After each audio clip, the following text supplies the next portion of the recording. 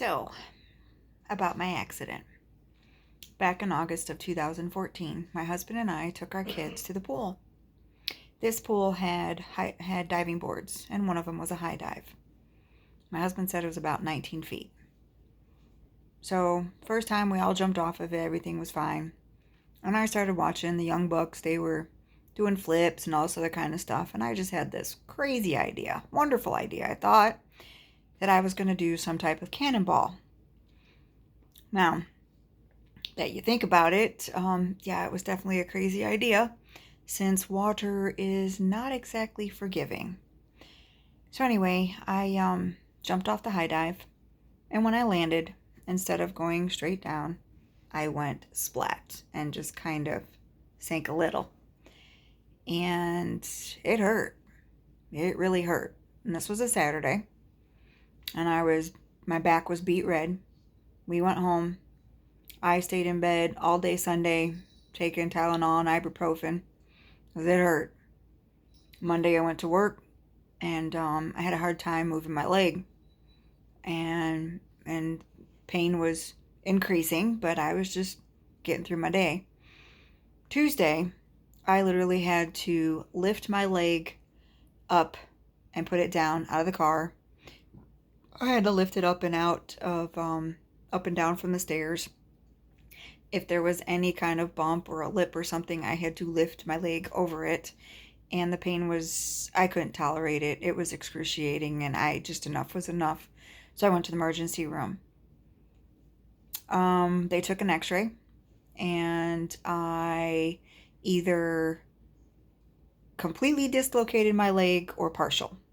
So the doc, being that this was a military base, he was a Army doctor, he popped my leg back in, and I felt relieved. I felt a little better, at least. It wasn't excruciating. I also did have a brick size bruise on my lower back, a nice decent size on my lower back. Well, I also, as soon as I was finally able to go to the doctor, found out I was pregnant. And many of you know that when a woman's pregnant, their bones kind of become Gumby, especially in that area. And so I ended up having to go to physical therapy. I would go 3 times a week because my hip just kept becoming out of whack. And it got so bad that I would basically walk in with a walker, and then the physical therapist would put my hip back, and I would feel better and I wouldn't have to use the walker. But then come the next day, I was back to using the walker. It got so bad, the physical therapist showed my husband how to put my hips back in alignment. And he would do that a lot, like every day. And after I had my daughter, he was still doing that. Well, we moved. And before we moved, though, I did go to a pain manager, but I couldn't have any kind of medication until I had my child. And then I did, and they started me on pain meds, and they got pretty high up there, pain meds. And then we moved to a different state, so I had to start all over again. And this time, these doctors didn't see me from the beginning, so they kind of just like, yeah, okay. And they'd take the x-rays and CAT scans and MRIs, and they'd give me my medicine because they see that I couldn't use my leg and I was in a lot of pain. So, but they just, they're like, yeah, okay, whatever.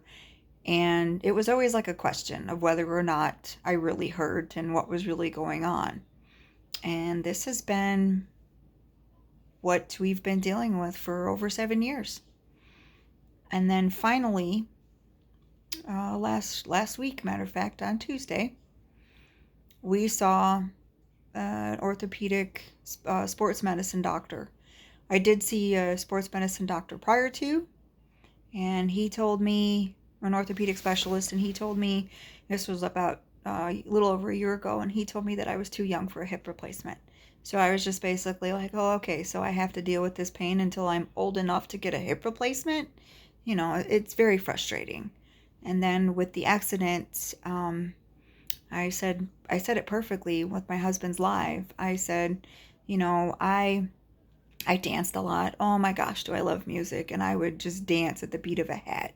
It could be in a grocery store, it could just be wherever, and I just didn't care. I loved music, loved to dance.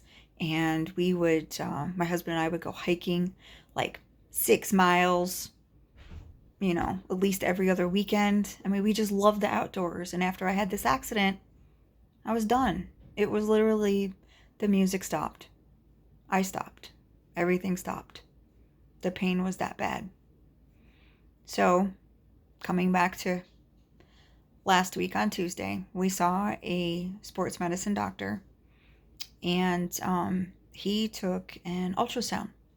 It's actually the first ultrasound of my hip and lower back that I've ever had. And I told him what all happened, what went on, what was told to me. And he took that ultrasound, and when he told me what was going on, I was in tears. I couldn't believe it. Somebody actually knew what was wrong with me. What happened is my hips, on my ball hip joint, on your ball and hip joint, you have tendons and ligaments that hold your ball hip together, or they hold them in a certain way, and they're nice and tight. Well, because of my fall, they stretched them out. The tendons and ligaments got completely stretched out, and they didn't grow back properly because I was pregnant, and everything was loosey-goosey. So like the hip bone is just your leg, the ball hip joint. It's just, nice, decent, I guess, slow movements, and mine's just, it's loosey-goosey. So when I used to tell everybody, even doctors, friends, whoever, like, it literally feels like I'm walking with a peg leg because I can't really feel it. It's just there. And they just like, yeah, okay, whatever. And makes sense now because, it's just moving all around. It's not straight where it's supposed to be. It's not solid. So, tomorrow, Monday, I am actually going to start a treatment. I remember back in 2017-18, I heard of this, but they were just doing it in the shoulders and the knee. They didn't do it on the hips yet, but now they are. And my journey's going to start. So the doc is going to do some treatments, and we're going to be injecting me. It's PRP therapy, and hopefully it's going to rebuild myself, rebuild that area. Because basically what he said is that the after about 3 months, your body's like, all right, it's fixed, when it wasn't. And that's basically how it healed. So it was just there. So tomorrow, I go in for my first set of PRP treatments. So we shall see.